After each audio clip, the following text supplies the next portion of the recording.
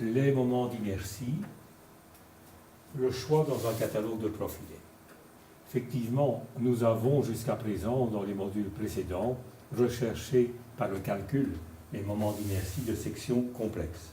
Mais dans la pratique, vous aurez plus souvent l'opportunité de choisir les profilés dans les catalogues de profilés et par conséquent de connaître les caractéristiques de ces profilés, notamment au niveau de la section, de leur poids, de leur moment d'inertie, de leur module de flexion.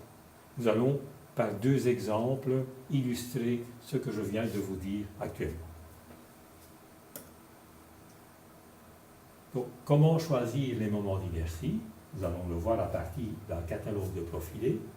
Déterminer le moment d'inertie par rapport à l'axe fort, déterminer le moment d'inertie par rapport à l'axe faible et en déduire également les modules de flexion. Commençons par un profilé IPN que nous trouvons dans un catalogue de profilés. Vous remarquez l'axe fort, YY, l'axe faible, ZZ.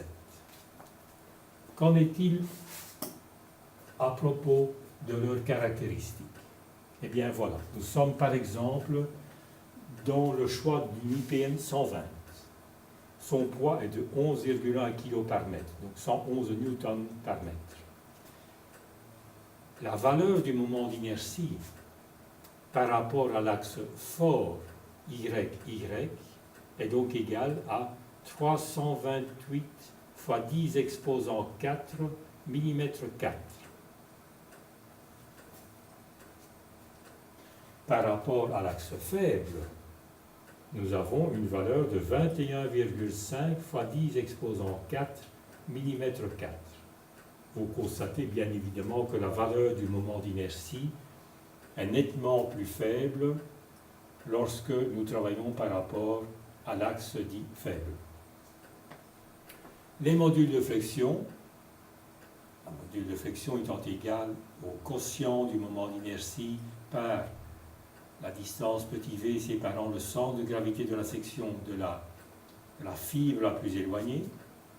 Sa valeur est ici reprise. Nous avons une valeur de 54,7 mm³ fois 10 exposant 3 mm³. Pour l'axe faible, donc le module de flexion suivant l'axe faible est ici et nous avons pour valeur 7,41 fois 10 exposant 3 mm³.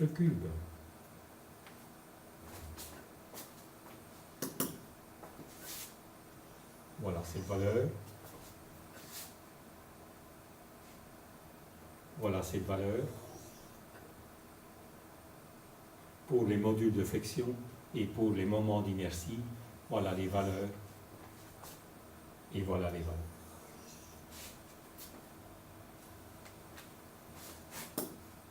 Si nous choisissons un profilé UPN, voilà l'axe fort suivant l'axe YY, l'axe faible passant par le centre de gravité de la section ZZ, vous remarquez que la position du centre de gravité est ici donnée dans le catalogue de profilés et que vous n'aurez plus à rechercher systématiquement la position du centre de gravité de cette section complexe par rapport à l'axe passant par le centre de gravité de cette section complexe. Le moment d'inertie est donc plus facile à rechercher ici.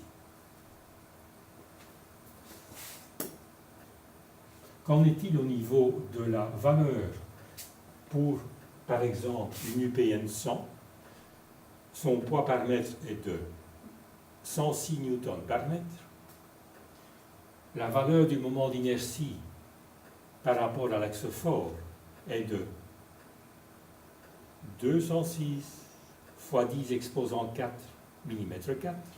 Par rapport à l'axe faible, nous avons 29,3 fois 10 exposant 4 et les modules de flexion par rapport à l'axe fort 41,2